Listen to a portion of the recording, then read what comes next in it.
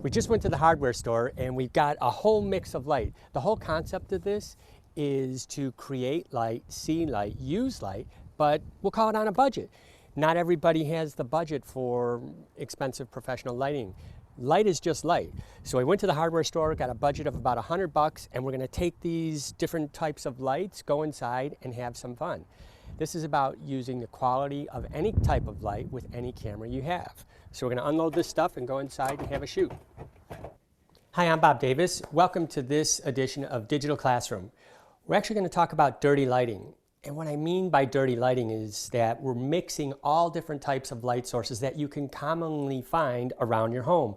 And if you don't have them around your home, for $100, you could go to the local hardware store and put yourself together a really mean dirty light kit. Dirty light is just mixing all the different color temperatures, so it's not photographically pure, all one color tonality. And for things of that nature, we have this kind of a spot floodlight. They're like $2, $3 with a 60 watt light bulb in it. Really convenient, nice for throwing in some extra light. Everybody's got a flashlight around the house, right? You can use that, or you can use your kids. I still have my kids' Fisher-Price flashlight. That works great. But one of my favorites, and I've been using it more and more even on my regular shoots, is daylight fluorescence. This is a $10 shop light. So you can use it vertically, you can use it horizontally, you can use a few of these together, which we're gonna do. And we're gonna get really creative. So it's not just for adding extra light, but it's also for getting very creative. One of the last things we're gonna do for this class is an actual concept shoot. We're gonna put together all these different light sources and mix it up and really make something fun. So come along with me on this journey. Get excited about your camera. Again, it doesn't matter if you're using a point and shoot, an iPhone, or a digital SLR. It's all about the light. Hi, welcome to this segment on digital basic photography. Photography is really all about capturing the moment, getting your memories, saving and preserving them. But if you want to improve your photography, the number one thing you could do right out of the box, no matter if you're using a phone camera, a point and shoot camera, or a digital SLR, is find the best light, right? We can't practice the craft of photography without any type of light. You need some type of light. And your photographs will get dramatically better the more light you use. And not just in terms of volume, but quality of light and quantity of light. I always talk about quality of light because that's what I strive for in my professional photographs, and I do it at home as well with my iPhone, with my Canon G point and shoot camera. I look for the best light.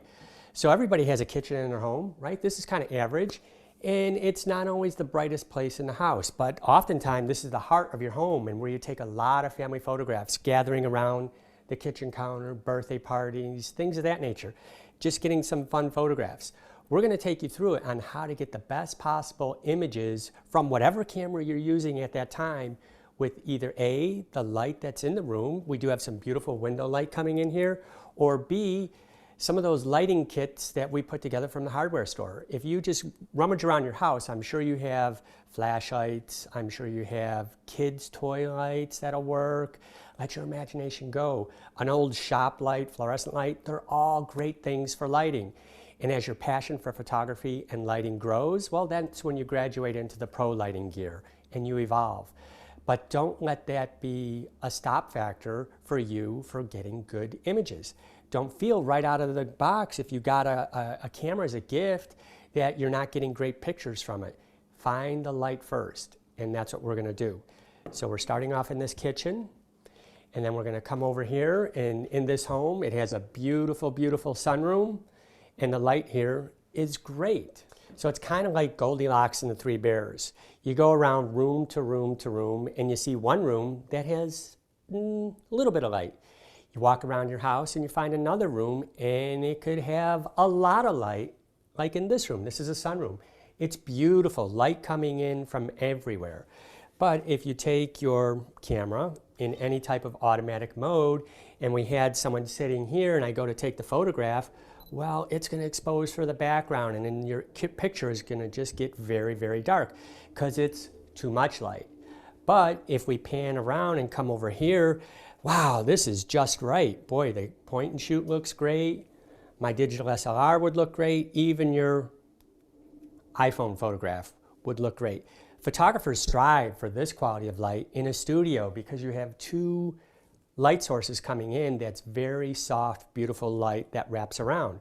So again, walk around your home, look at the light that's coming in at any given point in the day. It doesn't have to be high noon, it doesn't have to be early morning. The light evolves in your home. And as I said, we're going to share with you what to do when it becomes nighttime and you don't have this beautiful light coming in. So let's bring a model in and we'll take a few photographs and you'll actually see what I mean. All right, so let's put into practice some of the things I was talking about. Actually now we've got our variety of cameras, which again, the best camera you have is the one that you happen to be using at that moment in time. You still want to get a really nice image. So if I'm using, the iPhone and I pull it up, it immediately meters will say for the bright window light that's coming in, and overall it's very dark. My point and shoot in any one of the green or automatic or scene modes is going to do pretty much the same thing. It is a little bit better because it has a more sophisticated metering system, so we can affect it and you're going to get a much better quality image, and it is going to meter the light a little bit better, but we could take charge of that. Same with your digital SLR, a bigger camera. Again, a meter just reads the entire scene, and as you learn how to use that and get a little bit more advanced, it'll get better. But before we get to that level, if we're just starting out, we can use things that you have around the house. A flashlight, everybody can get these LED flashlights.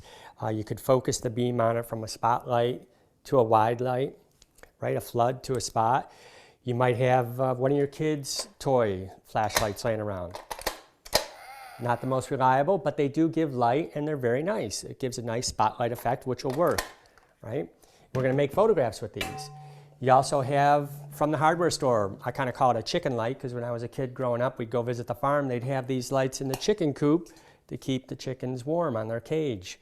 This is an incandescent light with a reflector, very directional, nice light. Then we're also going to use a shop light. This is actually one of my favorites.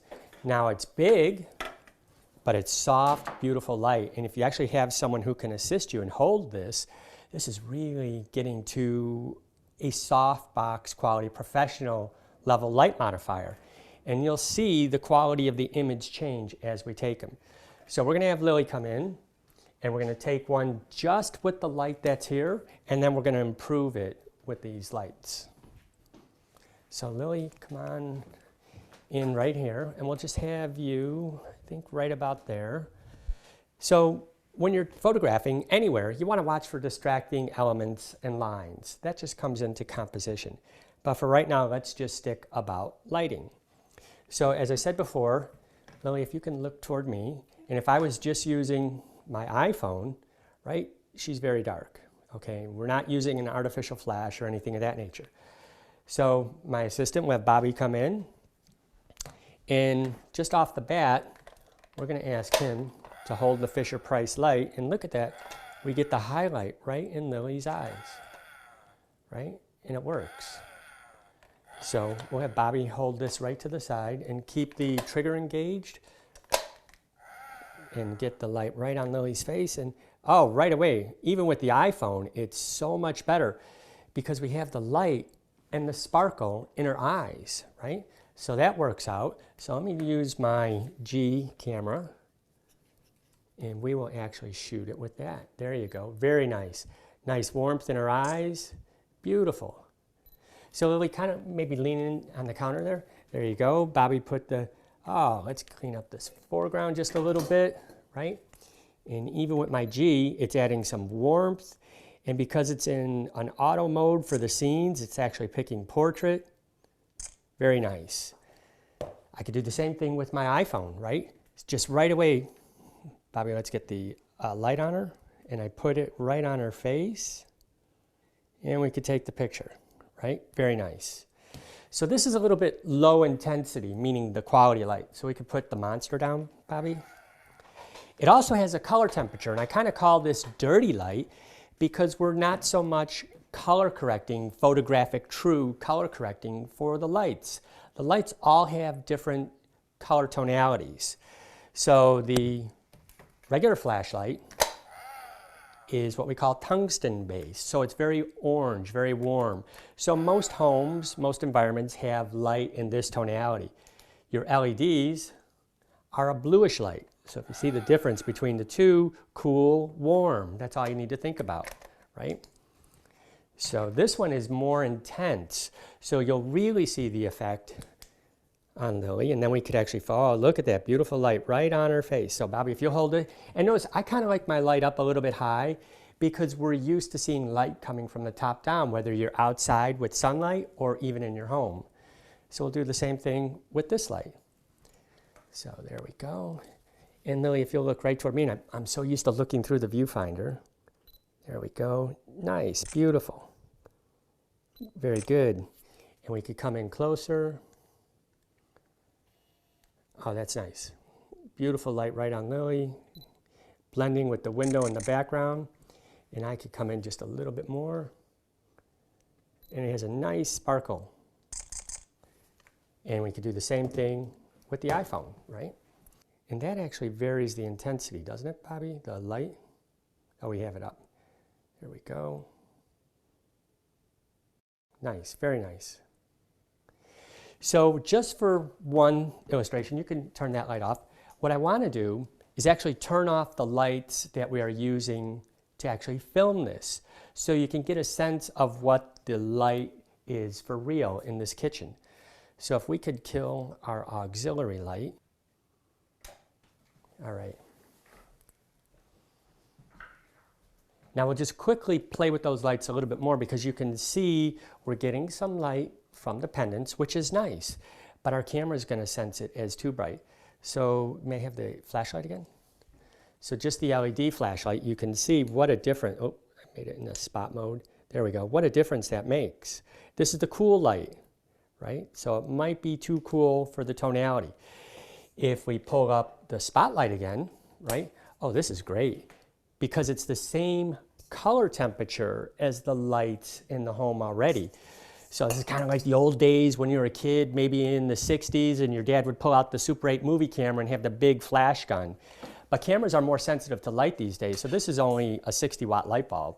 So again, even with the iPhone, Bobby, if you hold that there, we can actually get a much better photograph. Where are we at? There it is. Beautiful. And same thing, I'll pull up my DSLR. There we go. Now this is what I'm used to photographing with. Very nice, beautiful quality of light.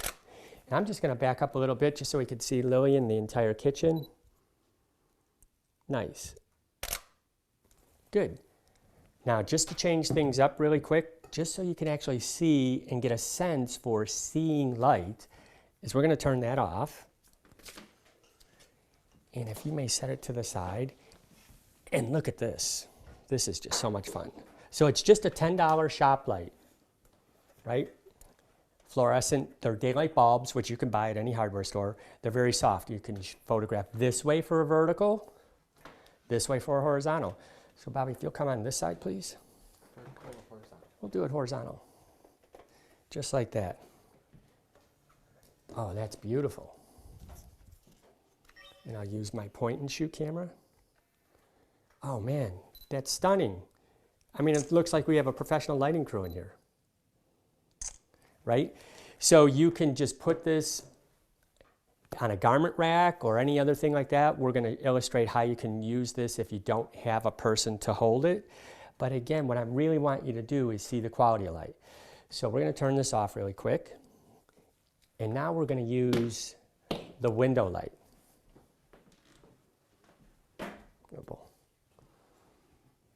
So I'm going to bring Lily over here and actually have her stand here so this light is illuminating her. Okay. So what we're going to do is change up. Let's say you don't have those auxiliary lighting tools available to you at that moment in time.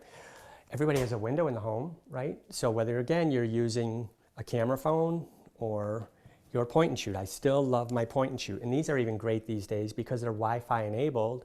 So I could send the image to my computer or my phone and then share it on my social media.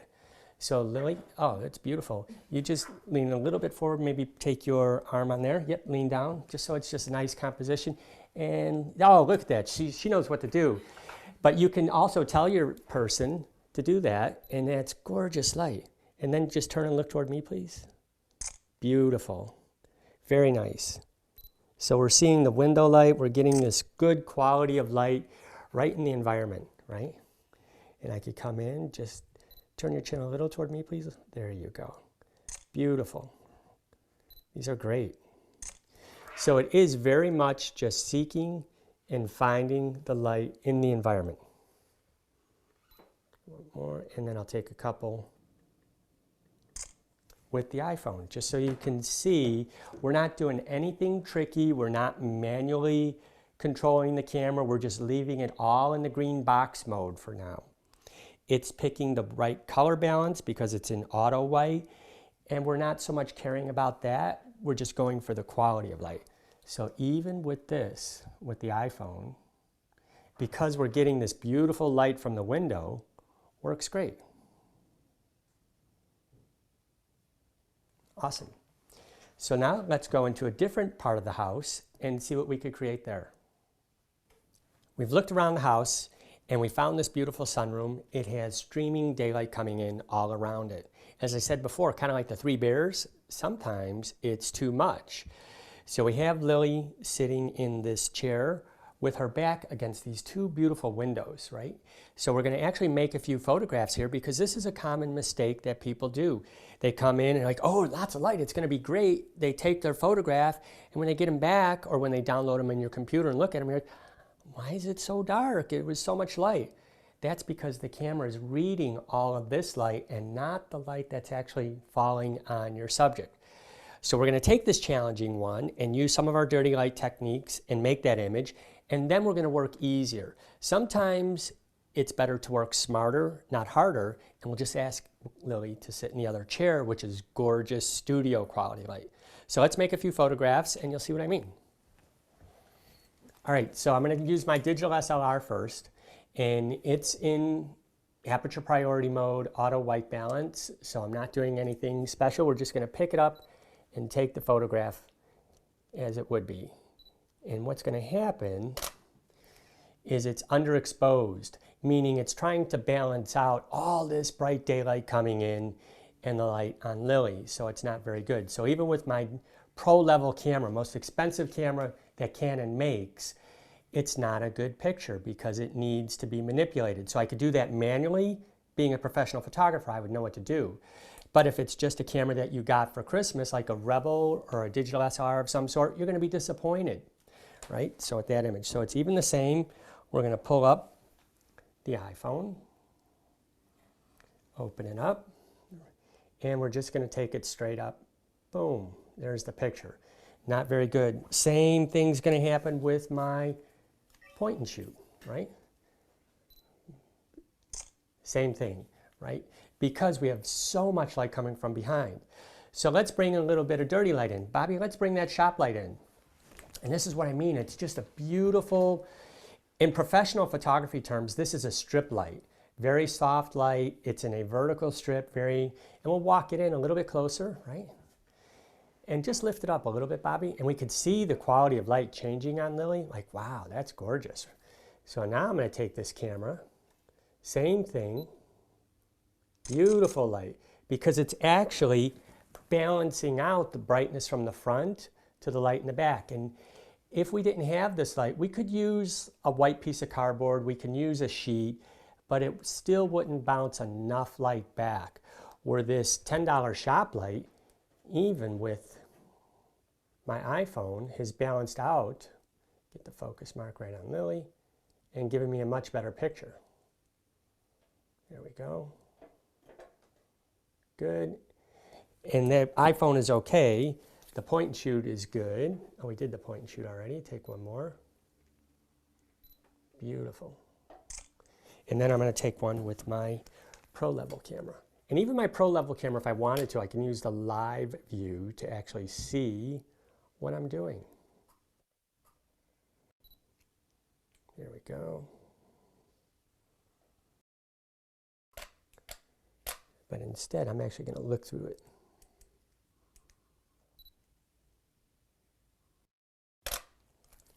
Really nice, beautiful image.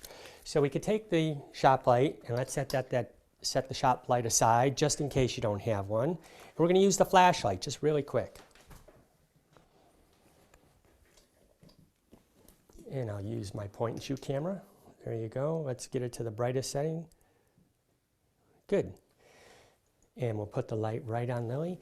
And Bobby, let's come down a little bit with the flashlight so we don't have an unflattering shadow, and come toward me, please. So what we're doing, and let me show the folks at home, so if you'll step to the side, is look at the way the light falls on Lily. This is nice, and see the shadow increasing, and it's becoming unflattering. So we're actually looking at direction of light now. And this is a good thing to practice with a flashlight, so you can actually see, oh, this is nice light right about there. So if you hold the flashlight here, please. There you go. Oh, really nice, right? Dig that. Beautiful. So that's how we're kind of counterbalancing for this abundance of light.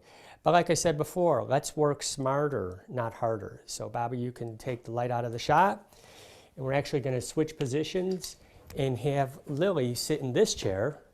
And then we have this gorgeous, as I said before, studio quality of light. These are big light banks. You know, photographers strive in a studio to light like this. Boy, you can, if you wanted to do family portraits, your kid portraits, find the room in their house that has the best quality of light and make the picture. So I could photograph all day long right here with this. Oh, this is stunning. Just great light. Lily has beautiful eyes. I put the focus mark right on her eyes. Okay. Now I get very excited because of this light. Very nice. And a couple more with this camera. And then we'll use the iPhone as well, because there isn't a challenge of backlighting. Now, backlighting is one of my favorite lighting techniques as a professional because I can control it. But in terms of your camera, in any type of auto mode, it gets fooled by the abundance of light. So even with the iPhone, this is just incredible light.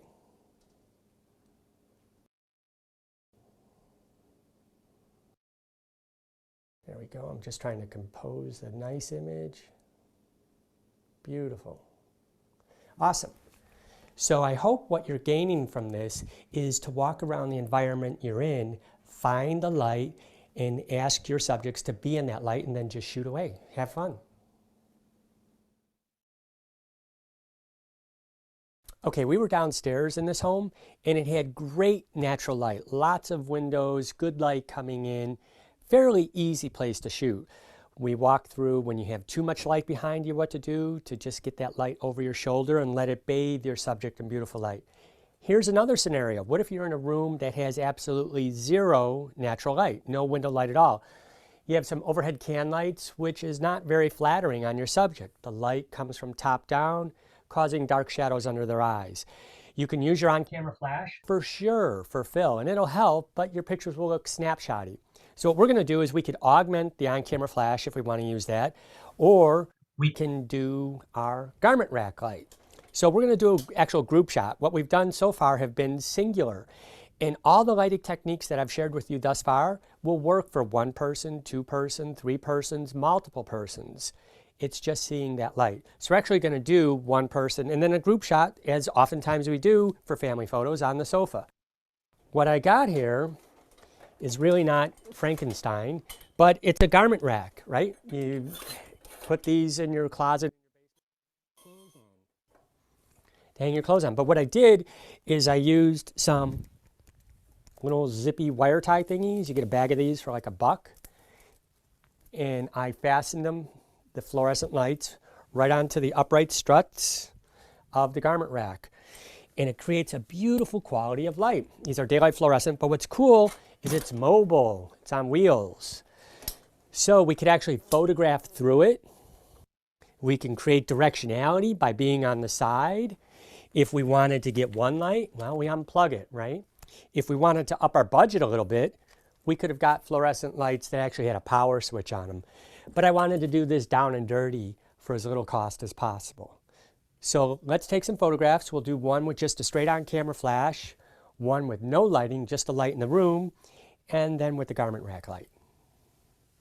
All right, we're in our den. There is no window light, so we just have the overhead can lights. We're going to take the photo simple, better, and best, okay, and we'll go from there. And in fact, with this camera, I will use the pop-up flash, and then we're going to bring in our garment rack light. So you have your typical family photo. You guys want to come a little bit closer together, and the iPhone does a pretty decent job of it, right? Facial recognition, it gets it, captures the image. We could even turn the flash on. It's really not much of a flash, it's just an LED that blinks. Oh, and it's in auto mode, so it says there's enough light. So I'll just force it on. And we'll switch it up to the point and shoot. So at first, same thing, just the available light, and it's better. It reads the light better, it balances better than the iPhone. It's doing everything a little bit better. So we'll turn the flash on, and it'll give us good illumination, but you get that deer in the headlights look with your on-camera flash. All right, and then we'll switch it up, and I'm going to use my digital SLR. Gonna have to back up a little bit because it's just a prime lens, meaning a 50mm, no zoom at all, right? And it's gotta shoot a crazy high ISO. Good. This one really shows how dark the shadows are from the overhead lighting. So now, for our group shot, let's bring in the garment rack light.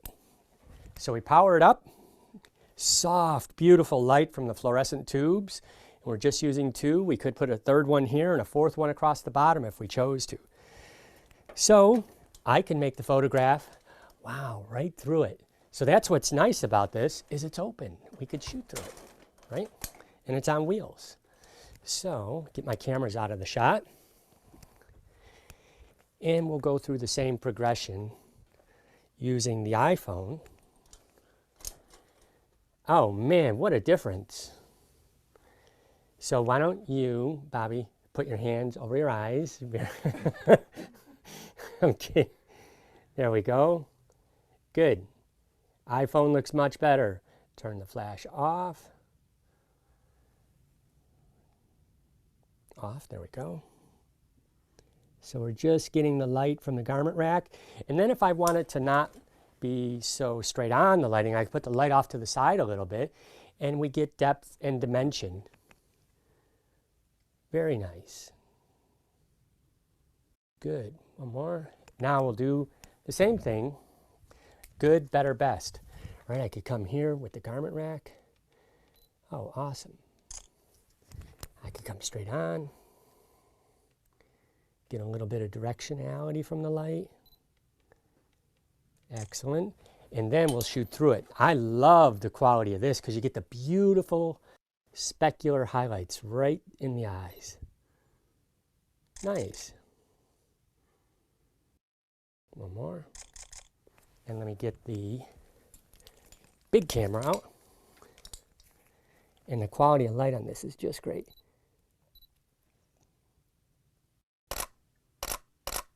Good. And then I could even step in if I wanted to get a close-up.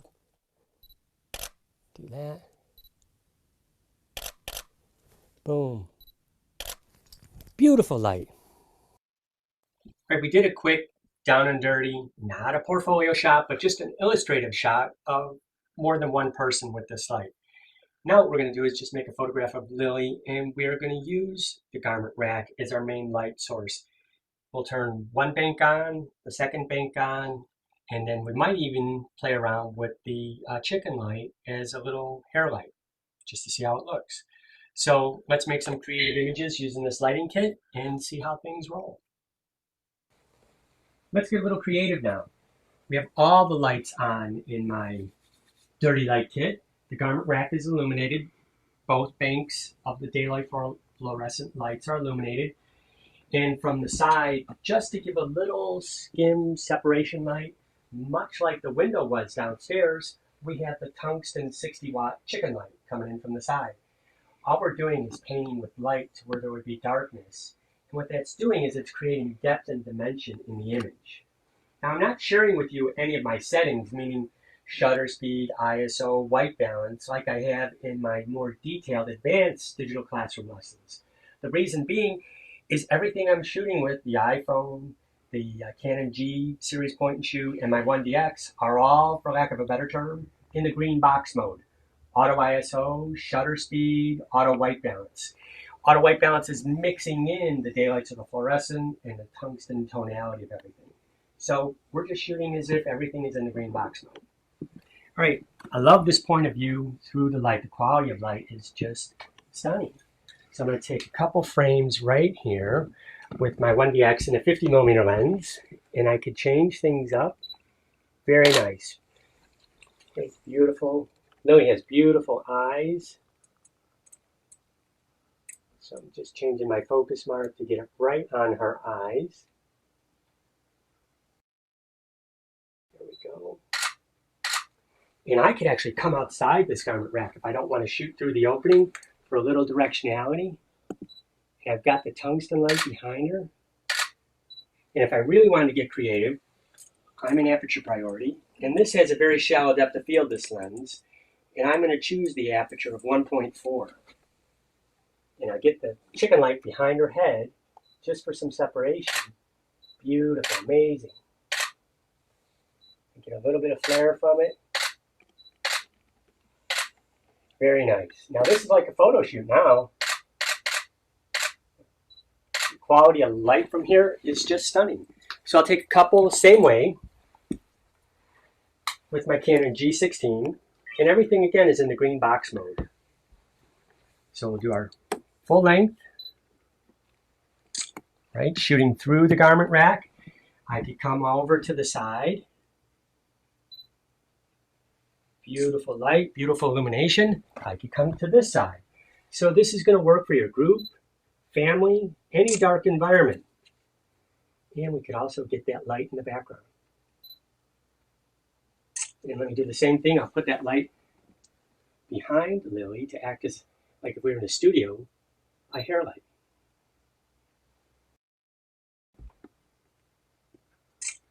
And get a little bit wide. Oh, that's beautiful. If you'll hold that for 1 second.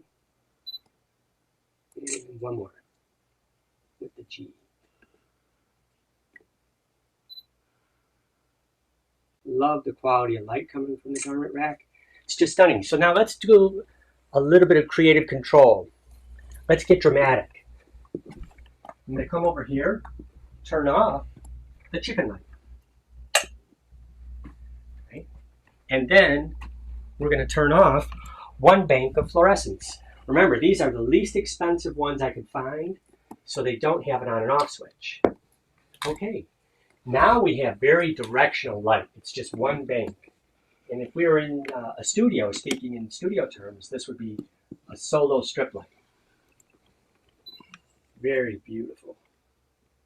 Now, even with the one light, I'm going to shoot a wide shot. Zoom my frame out a little bit. Come up. Very nice. Stunning. Now, Lily, if you'll just kind of keep glancing this way toward the light, I'm going to change my position. The light is just beautiful coming from this side. Now I could do a wide shot, which shows the garment rack in there. Good. And now I'm just going to come in really close. And the camera is picking portrait mode. And this is the same technique we use downstairs using the window light. I'm being careful to get my focus. And Lily, if you could look toward me a little bit, please. There you go. Beautiful. Oh, that's amazing. And I'm just going to come right here. I'm going to switch cameras. Grab the 1DX, the 50, and the same thing. If you could give me that same look you did before. Awesome.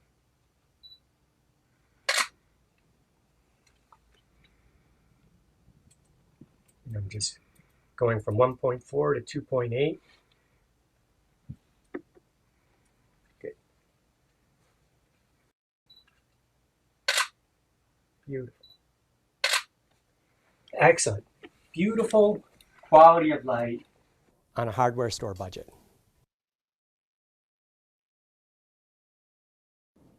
I'm going to say this often, and I'm going to say it a lot throughout this digital class.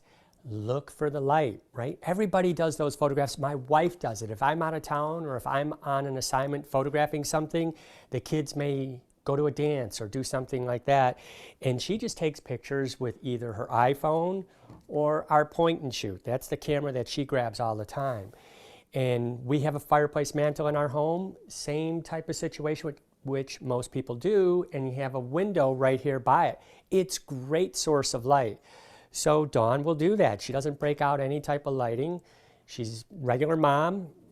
She's our digital creative artist, but she's not the photographer. So she'll grab the iPhone and the point and shoot and use the quality of light that's in the room. So that's what I really want you to take away from this, is looking for that light and using it, and your pictures are going to get that much better immediately. All right, so this is just a quick photograph. We'll start off with the most common camera that's used, and that's your phone camera. So if we can kill our film lights, so we could actually not be influenced, because we are using continuous light, meaning a light that's continuously coming into the room.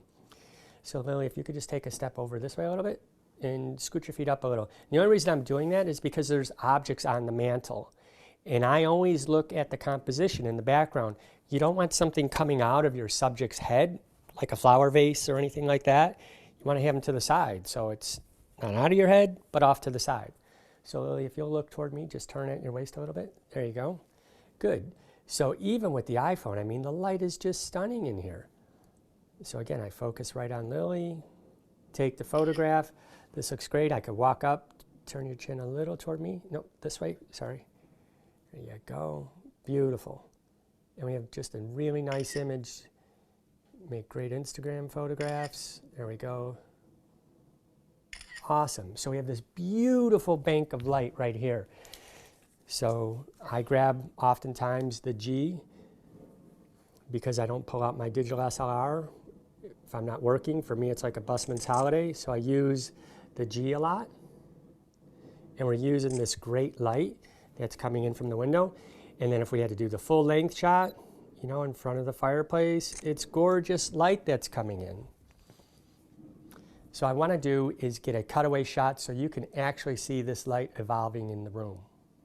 So let's just look at the direction of the light that's coming in.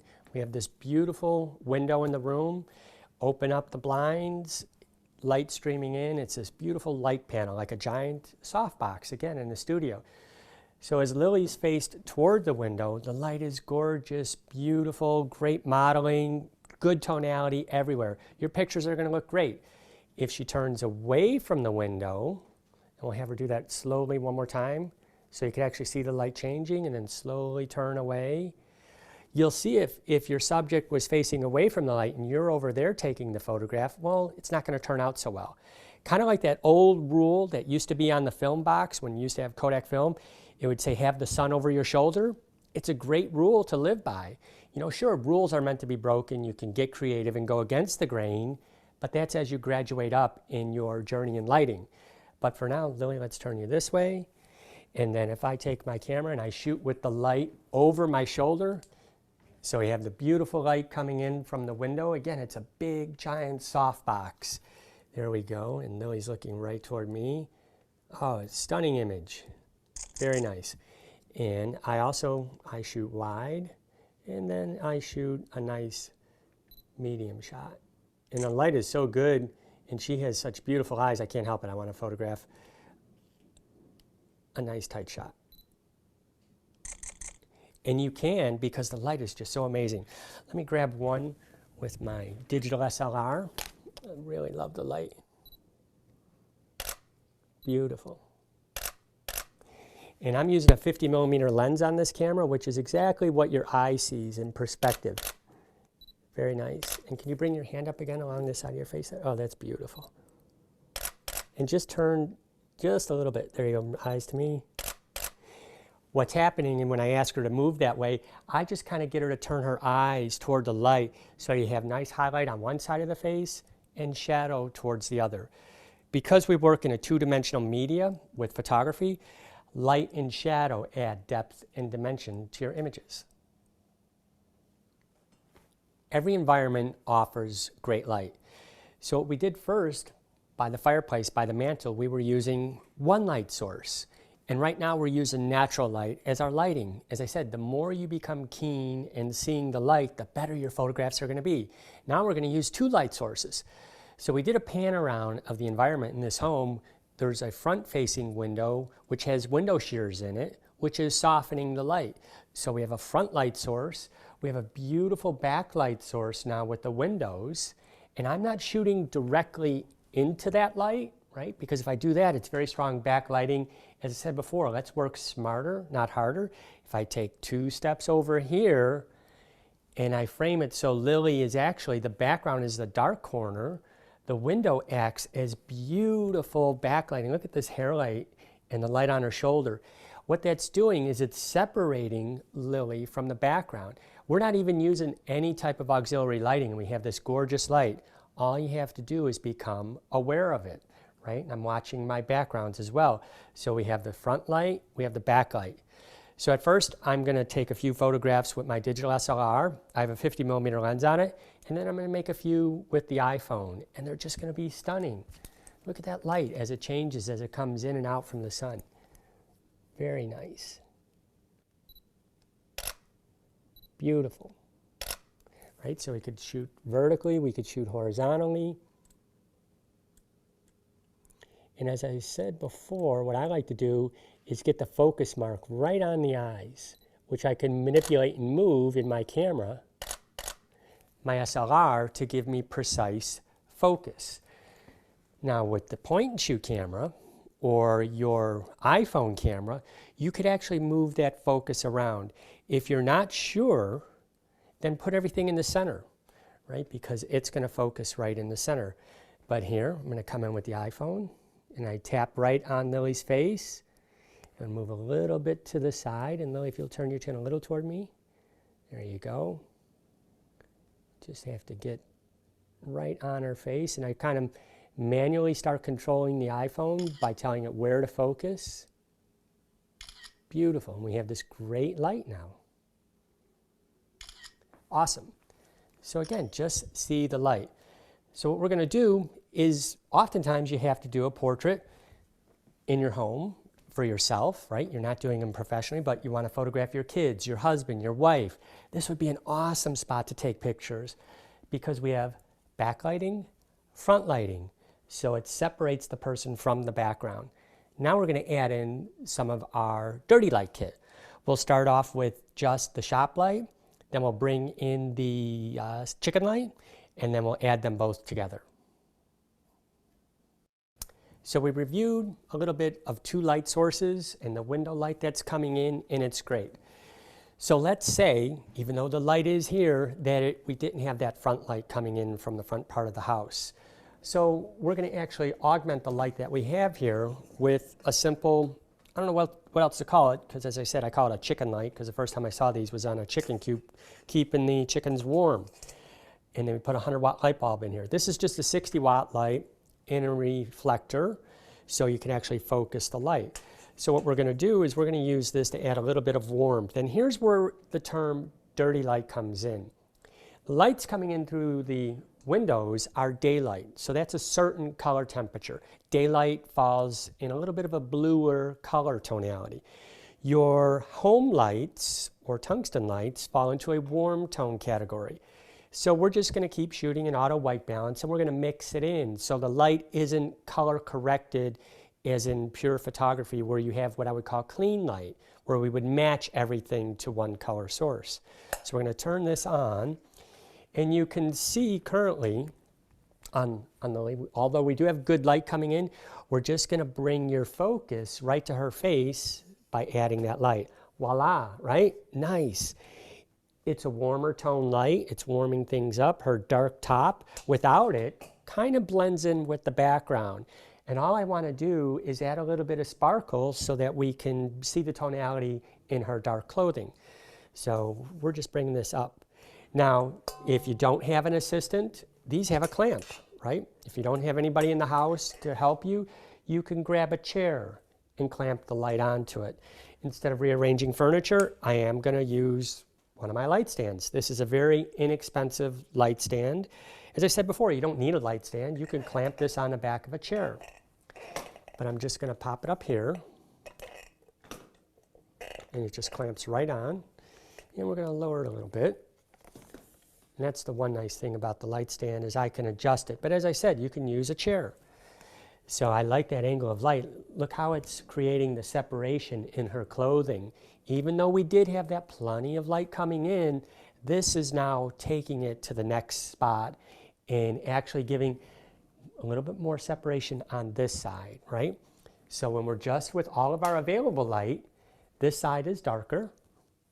We have the window light coming in. Her clothing starts to fall and blend into the shadows of the dark tones in the background. So again, my dad used to have one of these movie lights when I was a kid growing up because we had the Super 8. Film was really slow. You didn't have digital. You needed a lot of light. So this is just a 60-watt light bulb. And it's going to be great. Excellent. Gives me some beautiful modeling. There we go. Bring it right in. And we're in auto white, so it's balancing the daylight coming in and the warmth of the tungsten light. Now, I'll just use my point and shoot as well, right? And we're going to do that full-length shot. Good, and I'm just going to come down low. Now, the window is behind her, which is bright light, but because we have a front light on Lily, the camera is reacting very well. It's balancing between the artificial light and the window light. It's doing it all. It's in total green mode. It's picking the ISO, meaning how sensitive the camera is to the light. It's picking the scene. And we're going to review in the digital basics of SLR photography lesson what all those scene modes do. But it's even choosing the portrait scene because it has facial recognition in it. So it says, oh, a person, let's make it portrait. So it actually changes the color of the picture a little bit. It gives it the actual manual settings to lend itself to a better portrait, meaning shallower focus. So your focus stays on your subject and your background gets a little bit out of focus. So you actually see your subjects. So I could go vertical, I could go horizontal. Very nice. Great.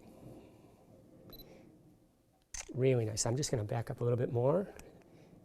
Oh, that's nice. And you can even ask yourself, so Lily, can you just turn and look right up toward the light? Yep, really nice. And what this is going to do is actually kind of give you that studio look of Rembrandt lighting because all the light is coming from this direction. And we'll make it a little bit more. So we're going to move the light to the side a little. Good. And then just give me a nice strong profile straight toward the light. That's beautiful. Look at the light on it, right? That's amazing. And if I put my camera right on Lily, and then I adjust so I don't have any window light coming in, wow, it just looks fantastic, right? Could do the same thing with this camera.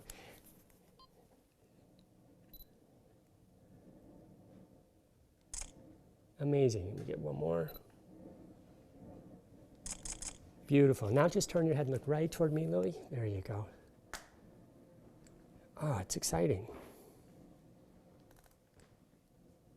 So what we're going to do is we're going to bring in a secondary light source to really take control a little bit more. Now because we put this light here, we're creating more shadow. So we're going to bring in the shop light, and let's see what that does. So Bobby, if you could bring in the daylight fluorescent shop light, that'll be great.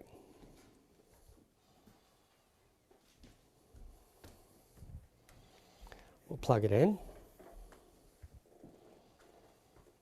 And it's just always on constant, right? So we'll set this to the side. Okay, so if you take this right about here, up a little bit, right there. Look at the highlights in Lily's eyes. Now, you've got your own studio going for about, I don't know, the shop light was 10, that was 2, the light bulb's $1, you know, you're 20 bucks, 25 bucks. And the light is great. There we go. Good, beautiful. Awesome. And I'm going to use my digital SLR for one. I'm actually going to come in close. And you can see the highlight from the fluorescent right in Lily's eye, Just beautiful. So I can move around. These are continuous light. So if I move, I can choose this angle and look right into Lily. We could have that window behind her. And it's just counterbalancing the light coming in from behind. So it works out very well. So we have 2 lights going. Let's grab a couple frames with your simple iPhone. Now the iPhone, I don't know how it's going to work. We'll see directly with that big bright window. It should work the same as the regular camera. And it is very nice. We're counterbalancing for the light there. Now I'm just going to come here. Beautiful, amazing. So we have a real dirty light scenario. We have daylight coming in, we have a warm tone fluorescent coming in, and we have a cool tone daylight fluorescent here. And we could play around, so we could turn off this light and notice the difference. Right? Now it's more shapely with one light. So if I wanted to do something creative, I could say, Bobby, come right over here and hold the light like this. And then I'm going to make a photograph. I'll look at the way the light changes on Lily, the quality of light, the shape of the light, the tonality, all those things. Your pictures are going to get dramatically better just by you seeing the light and adding different lighting techniques. So I'm going to get one more with this camera. I love that daylight fluorescent.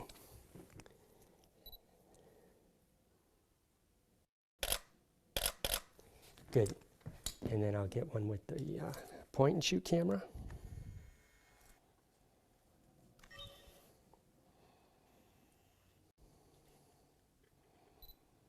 Wonderful. Let me just come down here. It's amazing what you could do with some simple lighting tools, all from the hardware store.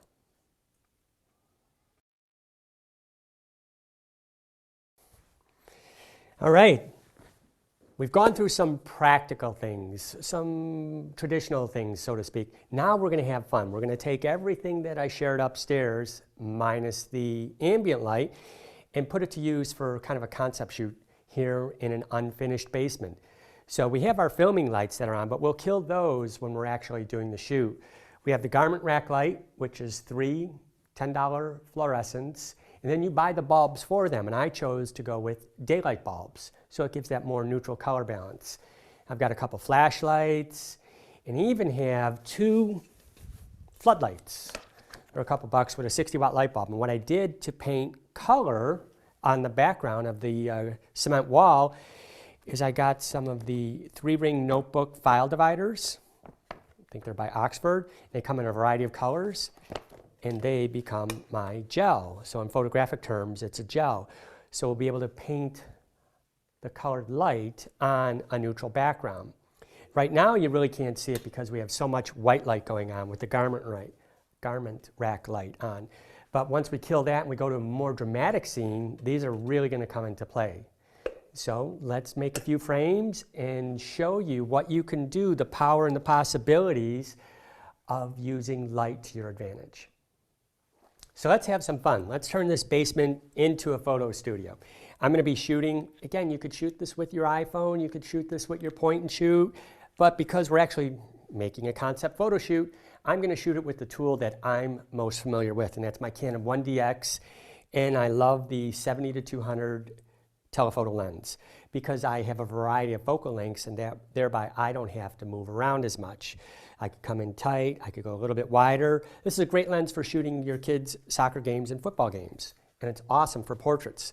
So we're going to photograph Lily in this fashion type pose in a nice white chair using the garment rack light, and we're going to use all 3 lights on at first, and then we're just going to flow as my imagination takes me through this lighting from different lighting schemes, and I'll share with you what I'm doing. So let's make a few frames right here through the garment rack because it just has this really luscious looking light. So I'm just getting my camera ready. I like to shoot at an aperture of f4, so I have eyes to nose in focus. Beautiful. And it allows Lily to just move. Now I'm going to back up, and the reason I'm backing up, because I'm actually going to use the advantage of the garment rack and photograph a full-length shot through this entire space. It's one of the cool things about having the opening in this rack. And you still get this amazing quality of light. Really nice. I'm just going to roll this. When Lily kicked her foot out, we had a little bit of her foot coming in close to the bottom of the rack, so I just moved the rack a little bit.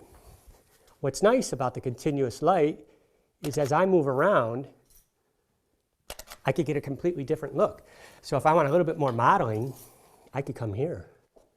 Oh, beautiful. Now, Lily, if you can look away again toward the lights. Oh, that's awesome. The leg up. That looks really awesome. I'm actually going to grab my other camera really quick because I want a little bit wider field of view. And for that, just for fun, let me grab the Canon G17, right? Just to keep flowing with these different cameras. So same thing. Oh, that's cool. Come in a little bit. Nice. Oh, I love the leg up. Really nice. Do it vertically. Now this camera is totally set up in the green box mode. Beautiful. Awesome. I'm going to switch the lighting up a little bit. Just because we can. I'm going to go to one strip bank.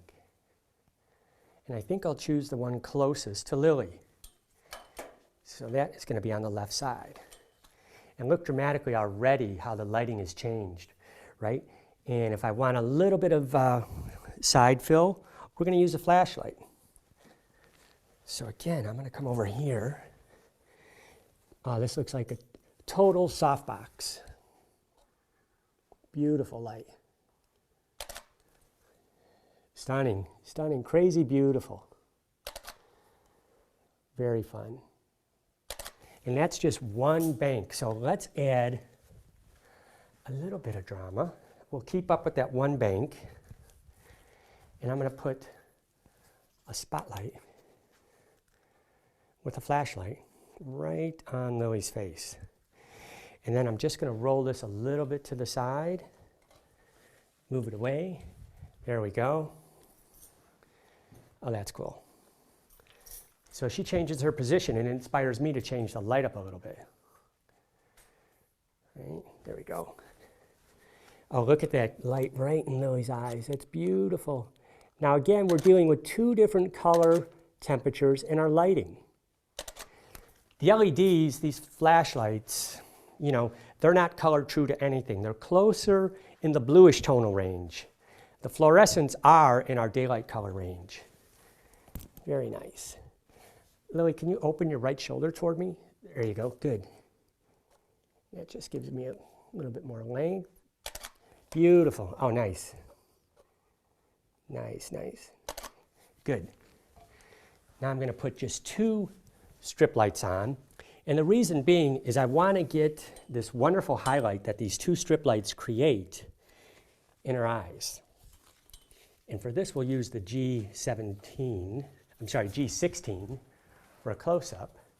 We'll turn this flashlight off, and we'll bring it in nice and close. Now, in photographic studio terms, this would give the look of a ring flash, right? But here we are, we're just using fluorescence. Beautiful. And let me give one more like that with your eyes to me. That's stunning. And then let me get that with the SLR, because that's a keeper. Amazing. Beautiful, beautiful. I'm going to come in straight. If you could just look, oh, that's stunning. Perfect. Her eyes are very powerful. Lips, makeup, excellent. One more, I'm going to shoot a little bit wider, and then we're going to go to a dramatic lighting. Beautiful. All right. So really quickly, we could change up our lighting scenario and add a little flavor, a little color. Turn things on. Here we go. Remember I shared with you we had the red file folders on the floodlights? Well, we're actually going to press them into use. We'll roll the garment rack out of the way. And we're going to turn those lights off in 1 second. It's going to get really dark in here. We're going to put this light on. Oh. We don't want it to strobe. There we go. Zooming out. The flashlight actually has a push-pull zoom feature on it.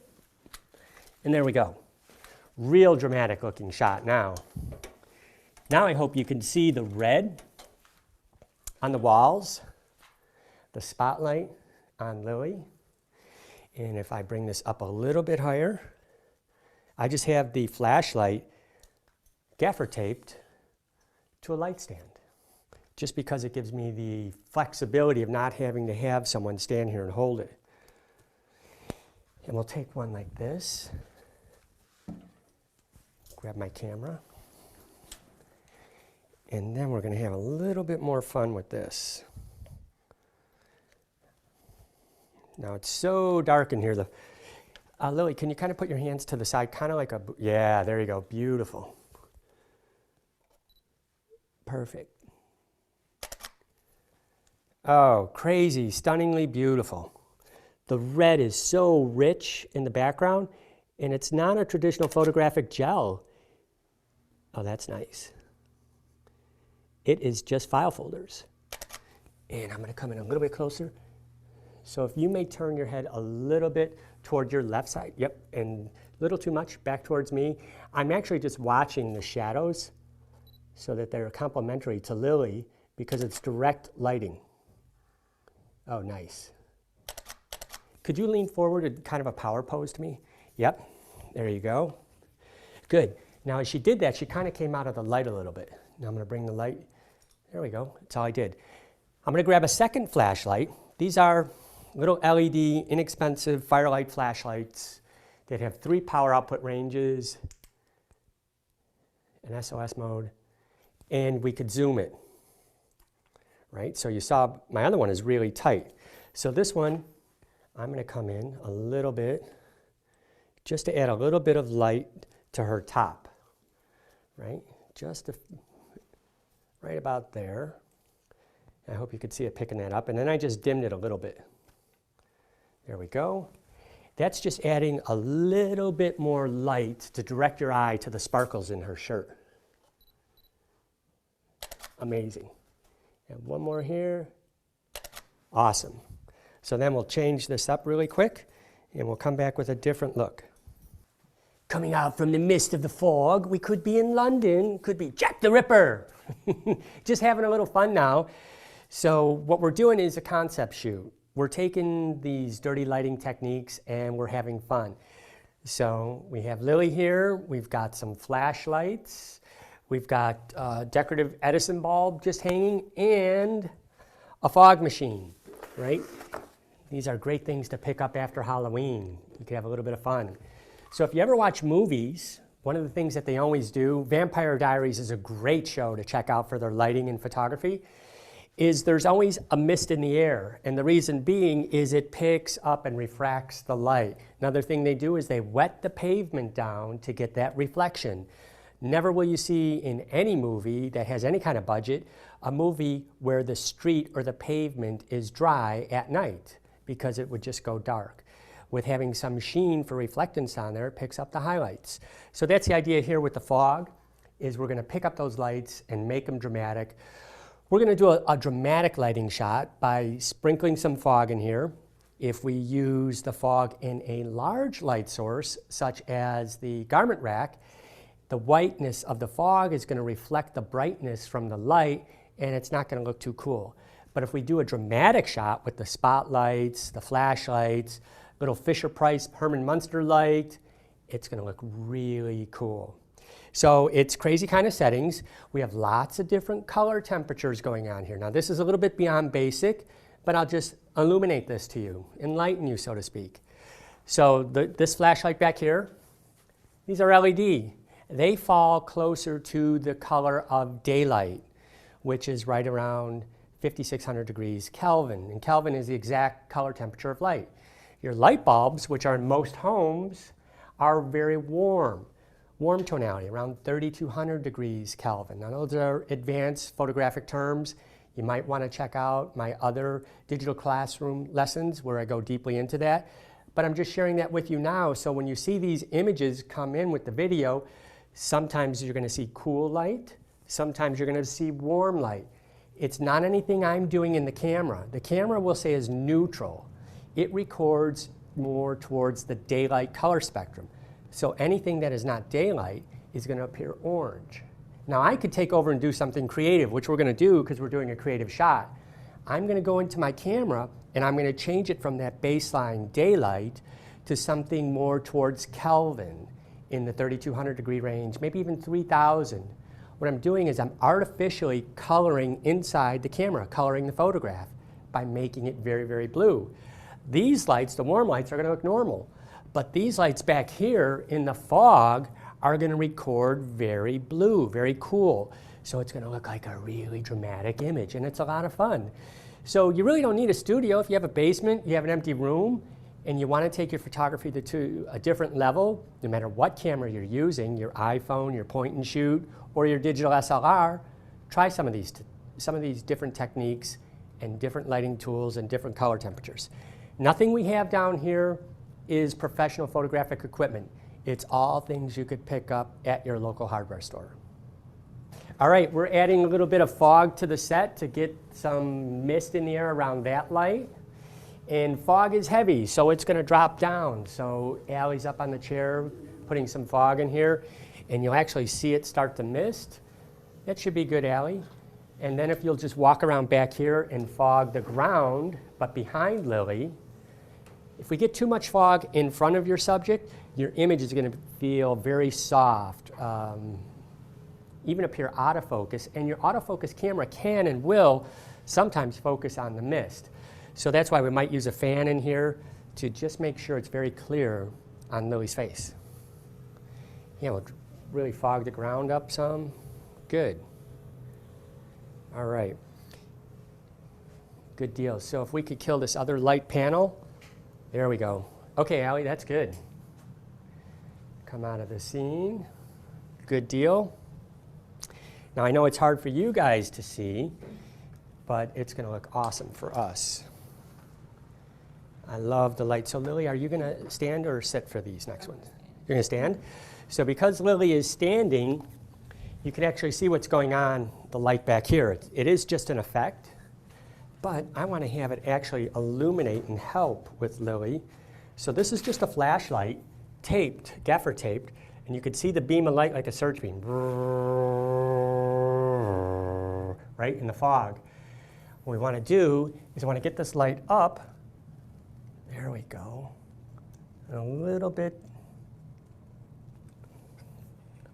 right there.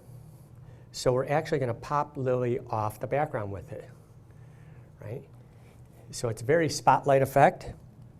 And this is the way they used to do the old black and white movies with direct lighting. Now I'm going to change my front light, which is also a flashlight. So watch, here we come. Magic illumination. Get it right on Lily. And we'll angle it properly. Good. Now you could see the color difference. We have cooler light in the background for Lily and warmer light in the foreground. And we're going to paint some fill with another Edison bulb, right? So watch. Oh, but this is very cool. I'm going to take a few without it. So Bobby, if I cue you, please pull that up. And this is very tricky lighting to do. Actually, seeing the light is good, but to actually photograph in it. So let me make one frame right here, because this is awesome, the backlighting. And I'm using the live view on my camera so I could actually see the light. Allie, may you fan a little bit away from Lily's face? This is going to look amazing.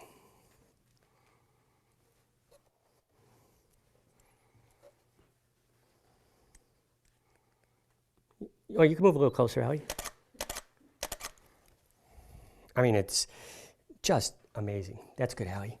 Now, Lily, turn a little bit that way. Yep, but then your eyes back to me. Bring it, there you go, a little bit more. Good. Oh, that's amazing. Beautiful. Now maybe bring your hands up in front. There you go. And just off. Oh, that's great. And I'm going to change my position. This looks like we're on stage.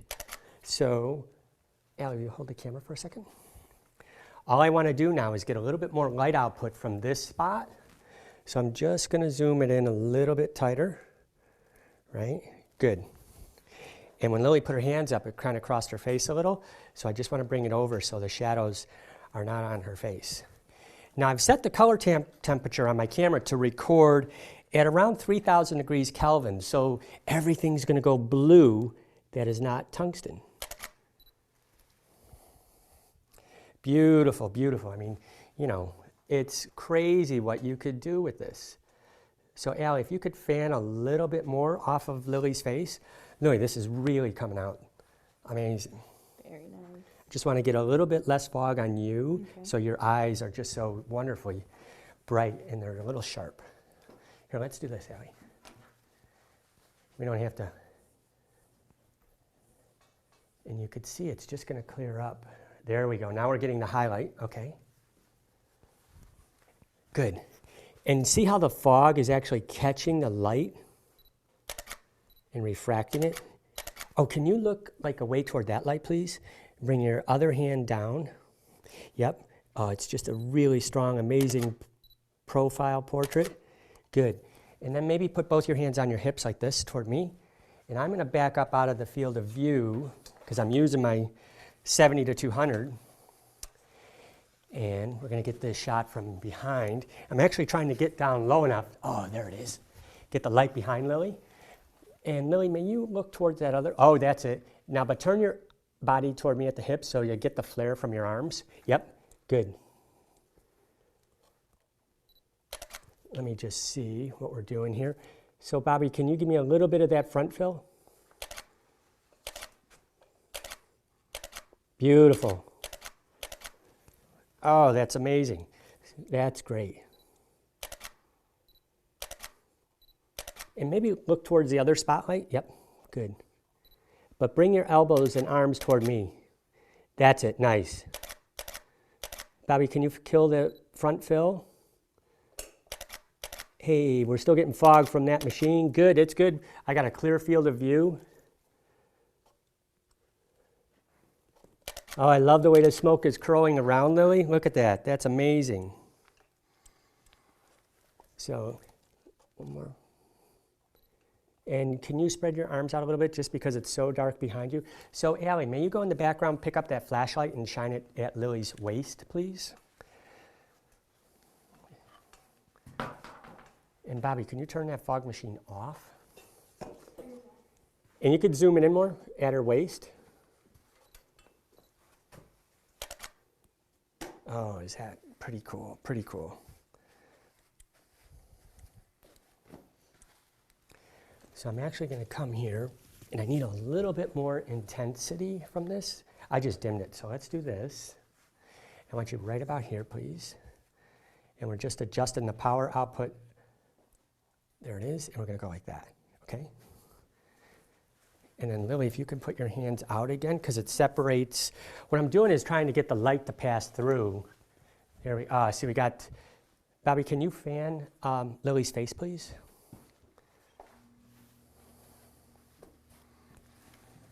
And what I'm going to do is actually bring this light over, not from the side, but from the front back. Okay. Good. Now we're going to angle this light up a bit. I know, crazy, right? Let me get my other, I want to go for a wider power pose shot. Very cool. So now I've just switched up my camera from the 70 to 200 to my 50 millimeter lens. There we go. Nice. Oh, that's going to look cool. Yep, And I'm just engaging the live view a little bit. Amazing. And Lily, you could look right at me. So let your, there we go. Good, and just gotta lift this light up just a pinch, just to keep that in your eye. I don't know if you could see this in the video, but I mean, the images are just crazy beautiful. And Bobby, can you fan a little light on the ground? Now we got the fog right. There we go. Nice. Beautiful, beautiful. Awesome. Stunning. Very cool. Let me even get a couple with the iPhone just to illustrate that it's going to read this dramatic light pretty well. All right, let me turn the camera on here. All right, there we go.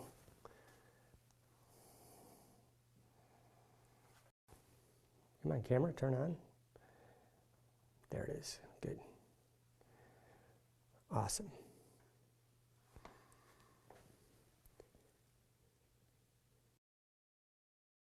Very nice, very nice. Even the iPhone is capturing it. So we could get crazy creative and fun.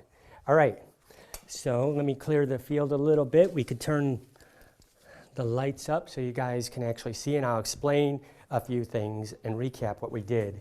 And then we'll actually do something with the fan. So let's recap a little bit. It's kind of going rapidly through that because the elements are changing with the mist and the fog, and I visually get excited by what's going on. So this time I didn't give up control to the camera by letting it just be in the green box mode. I actually wanted to be creative.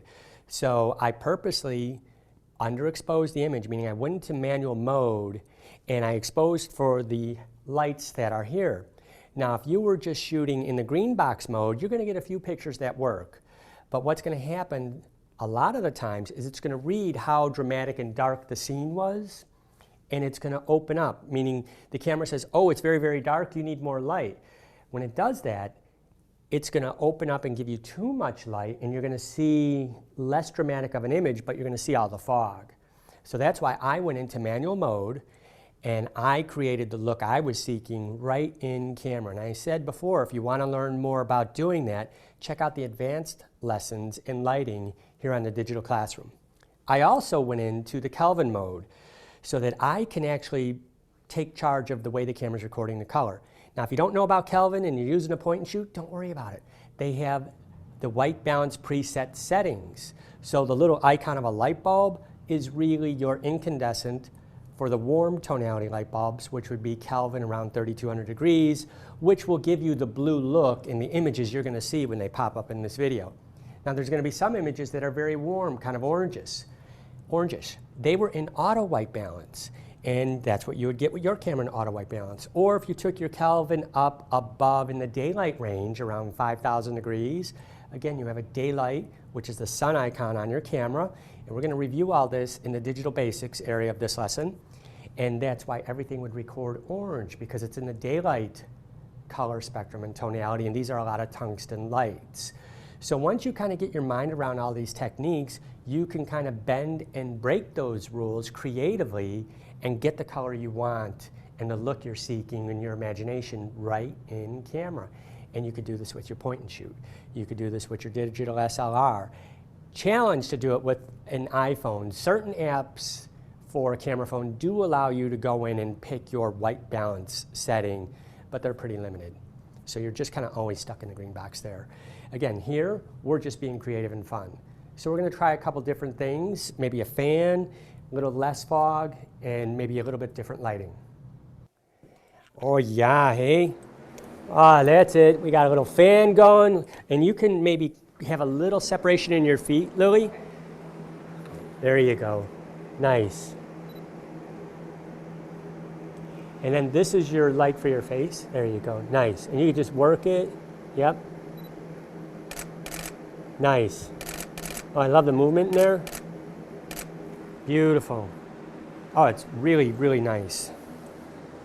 I'm just going to try and work the back around you. Good. Now we're cooking with fire, so to speak. Yep. Beautiful. You come over here. You're trying to convey the movement in the dress. I think we need to shine the light through it to get that, illustrating the movement of the dress.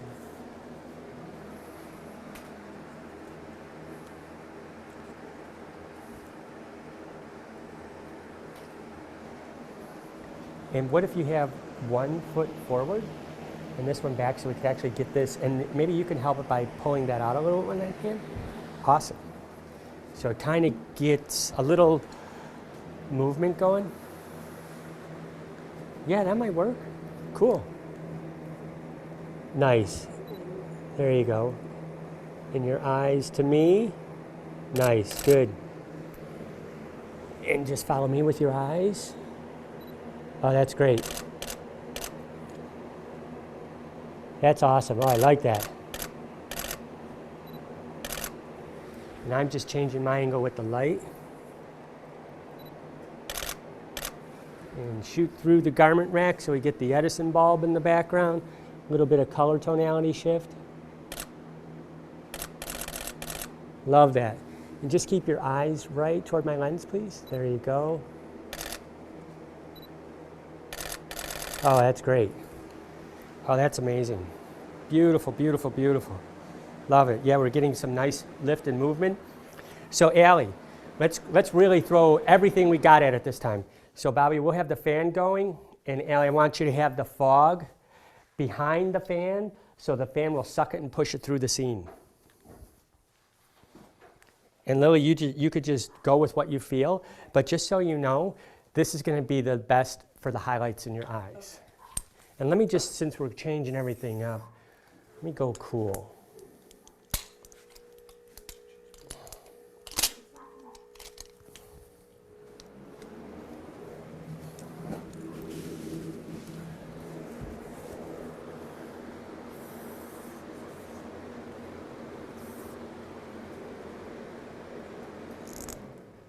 Is it doing it? Oh yeah, it is.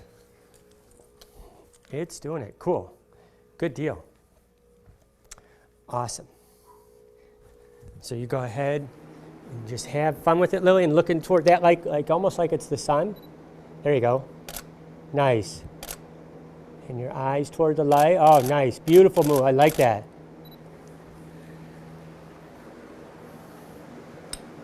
There we go. Keeping the light on you. Oh, wonderful. And could you bend a little toward me when you do that? Like, nice, nice. Beautiful, beautiful. Just coming over here. Get the entire space. Oh, I like that with your foot.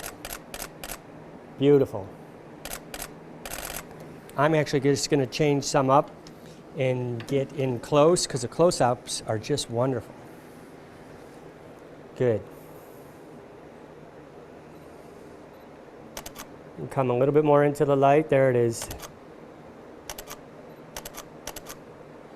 Beautiful, beautiful. Now, this is really kind of just a concept fun shoot now. I'm just looking all the way around, checking my angles. And Lily, look toward the light, please, over your, yeah, that's it, that's it. Bring. Sorry, I can't see. Yeah, no, I know. Just focus that light there, yep, and it's got the nice highlight in your eyes. Oh, that's great. I'm just watching my backgrounds, and I just want to keep that light. Lily, your right hand, can you put on your hip? Yep, yeah, that's it, really nice. Beautiful, and just flow with it, that's great. Awesome, wonderful. I'm just changing my angles too. I'm going to come over here and really do an asymmetrical composition. What I mean by that is put her extremely in the left of my frame, have that light bulb on the right, and the wall behind her. Oh, it's nice, very nice. Now I'm going to just change my color temperature in camera from the cool tone to the warm tone. And you can look toward me like that too, Lily. Very nice. Beautiful. Oh, I love it. I'm going to burn off a few more at this color temperature. It's really fun. I'm going to try that real dramatic pose again. And if you want, you could even sit for a couple right there on that wave thing. Will that work? Yeah. Yep. And I'm going to readjust this light in the front so it catches you nicely in the eyes. Yep. Awesome. Good. Now we're really dirty light now. Oh, that's great. When you look right toward me. And, oh, yep, you got it. Nice. And lean a little bit more forward so I keep this light on you. A little bit. Oh, that's it. Perfect. Hold that, please, because I'm going to go tight and loose. Oh, wonderful, wonderful. One more. Awesome. Awesome. Beautiful, beautiful, beautiful. Let me see if I could do something to catch that beam of light behind you. Now I'm really just playing with light shapes. Oh, that's nice with your hand up, Lily, and chin down just a little. And I'm going to kill the garment light for a second and really make it dramatic. Now you could really see that shaft and beam of light behind Lily. Yep, and I'm keeping the exact same settings. Stunning. Yeah, I like the fan, guys. That's great. Awesome. All day long. One last quick idea.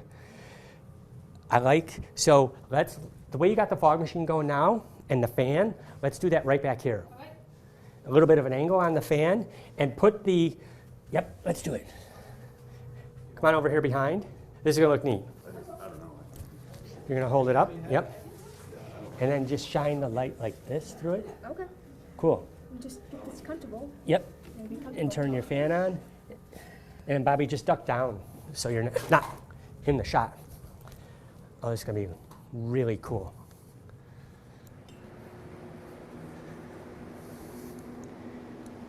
Yeah, we're going to get that swirl around. And Lily, lean a little more forward there. Good. Go with this again. Oh, two. Good. Now let me adjust the light on her face. Just trying something different.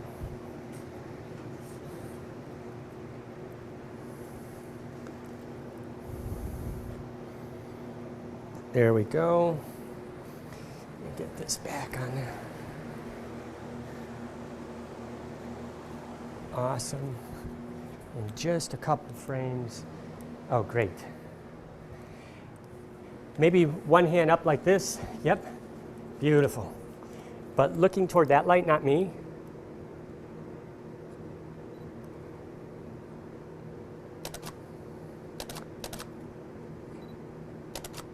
And then now sit up a little bit so this light catches your eyes. Yep. Oh, perfect. Beautiful.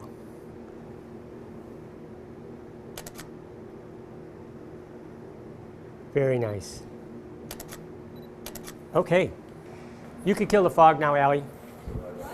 You could kill the fog. And just lay over there? Oh, yeah, I can do that. See what I'm saying? There. Mm-hmm. But then, wait, let me get this light on you here. So before you do that. No, it's not going to be too comfortable. It isn't? No. No, I can do it. I just didn't want to Yeah. know why he was fixing the light. Yep. No, I just want to see where you're going to be. Okay. And when you're ready, I like the light behind, Allie. That's awesome. Good choice. You need this? Oh, yeah, yeah. Yep.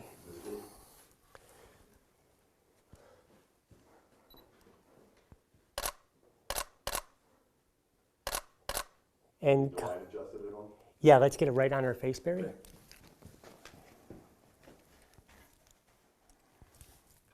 Oh, perfect. Beautiful.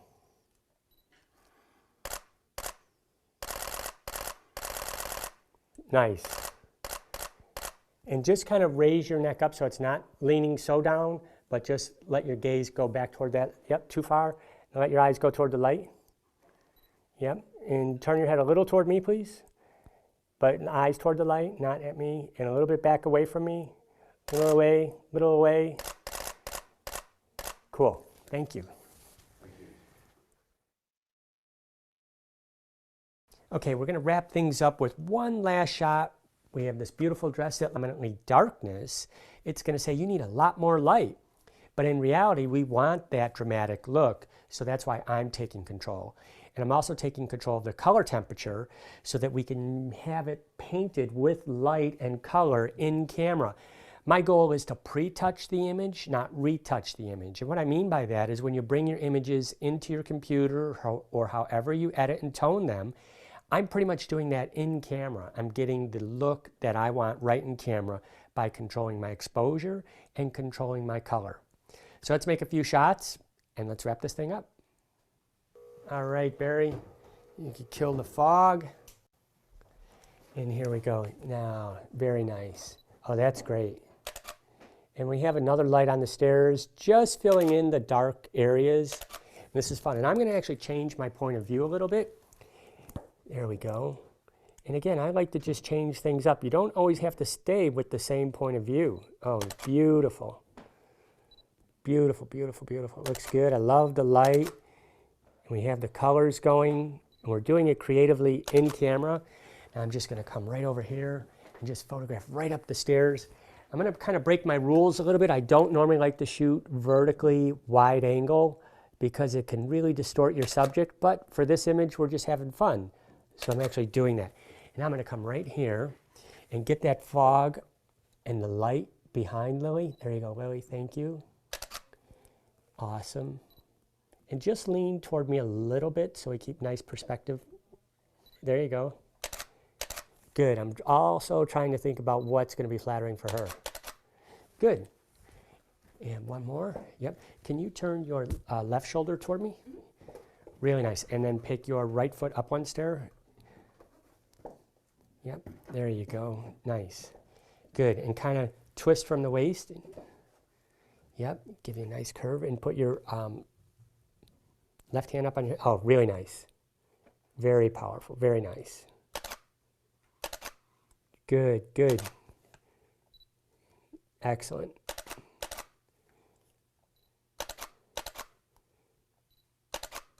Beautiful. And as they say in show business, in one more frame, that's a wrap. Awesome, beautiful. Thank you. Thank you so much. Very cool. So let's explain the method to my madness and the tools that I'm using.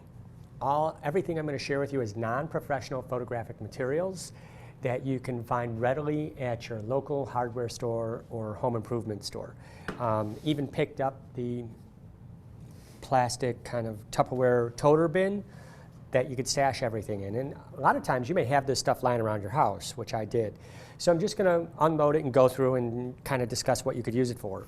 A white bed sheet, really awesome tool to have. When we were photographing in the living room area, I didn't need to use it because there was a sheer in the window. And what this really does is it softens and diffuses the light, so it's not very harsh on your subject. So this is very nice to have, a white bed sheet. It can also reflect light, so you can actually bounce light into something because the white light would come off of it and bounce back into it, right? So everybody has a white bed sheet. That works. I also have a black one. If I want to hide something distracting in the background and I don't want to move it from its original location, you could just hang a black sheet over it and then expose for your bright lights, and the black is a nice neutral background. These are the little floodlights, kind of call them chicken lights. They're a couple bucks at the hardware store. I have 2 of them with some 60-watt light bulbs that we were using. Now these we were using to create illumination for fill. Other times I put in the decorative Edison bulb. There's a second reflector for that. You find the Edison bulb. So the Edison bulb we also used in the concept shoot just to add some decoration. So it illuminates with the filaments, so it looks like an old antique light bulb. And it's just nice to have in the background. They're only 30 watts, so you don't get a lot of light output for them, or 60 watts in that range, 30, 60 watt range. And that's okay, because we were just using it decoratively. That's why when I was using them to actually cause illumination, I was using a soft white 60-watt light bulb, right? So everything in here is probably less than $100. The most expensive thing that we used on this entire shoot was the fog machine. And these are great. Now this is the mighty big one, the 1000 fog machine. And if you pick these up at your Halloween store after Halloween, you could get them for 50% off. You don't need the monster mega one. You could buy the normal size small one. So they range anywhere from $30 to $50, $60 for the large one after Halloween. My kids, Fisher Price, monster lights. They cause illumination, and we did use them. You can get them in there, and it's just basically a flashlight, but it's fun to use. And if you pull that out on a photograph, especially if you're photographing kids, it's going to be entertaining. It will engage them. Flashlights. So I picked up 3 of these Firelight LED flashlights, which you can zoom, so you can make it a spotlight or a wide light, and then you can vary the light output from them. And you can find these online. It was like $20 for 3 of them, right? So your 60-watt soft white light bulbs, some gaffer's tape for anything you might want to tape a sheet to the wall, tape cables down on the floor, a couple of spring clamps from the hardware store. The only thing we used them for would be to, again, hang that white sheet in the window. We actually used them to help hang a light bulb in the concept shoot, so the cable was out of the way, all at the hardware store. What else do we have? Plenty of extension cords, other little flashlights. We just went on a little shopping spree, anything that we thought could be interesting. Here's the smaller fog machine. This one was only $30, right? And it works. It's a 400 watt versus a 1000 watt second. And in a small place, you could fog your entire house with the smaller machine. Again, it's like $30 after Halloween. Great tool. And then the black sheet, it's just basically a black, large, king-size sheet. So that's it. Have some other things that we used. The multi-purpose wire ties. So I actually use these to tie and secure our shop lights to the garment rack. And the shop lights, I bought the least expensive one I could find. They were $10 a piece, not including the bulbs. So I think the bulbs for a pack were maybe $10 a piece as well.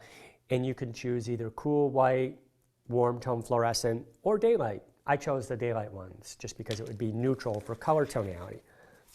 I got my 3-ring notebook file dividers to actually paint with the light. So by placing this over your floodlight, you can actually, in photographic terms, what we call gelling the light or painting with light. And it could throw a color on the background, which we did in the concept shoot. Again, it's just something you could pick up at Home Depot or any store like that, hardware store, or your local grocery store, pick up some office supplies. The garment rack. This is fun because it's portable, it's collapsible, it's on wheels. And this was like $30 at Bed Bath & Beyond. And I just secured the shop lights with the wire ties. Now what I love about this is it is on wheels. You could photograph through it. You could use it to the side. A lot of fun with this. And again, you could turn these lights on or off by plugging them in or unplugging them. Or if you buy a little bit more expensive shop light, they actually have an on and off switch.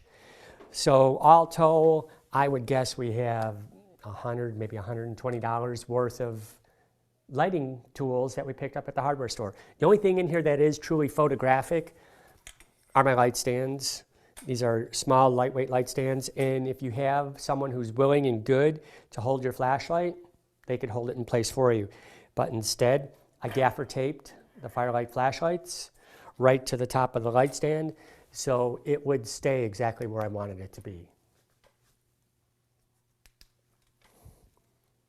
And that's my Dirty Light lighting kit.